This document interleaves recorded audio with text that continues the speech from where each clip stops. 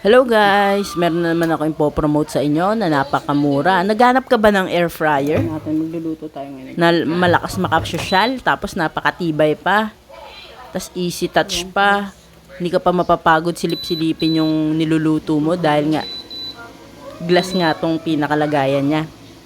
Tapos meron na rin siyang bakal dyan na stainless para tutulo na lang yung mantika sa baba. So guys, umorder ka na nito guys. Napakamura lang nito. Ayan o, 'di ba? Nakita niyo, ang ganda. Ayan na lang kasi medyo nahanginan na siya. Tapos nung nilagay na nga siya sa plate, kinurot na agad ng anak namin kasi napaka-takaw nga niya.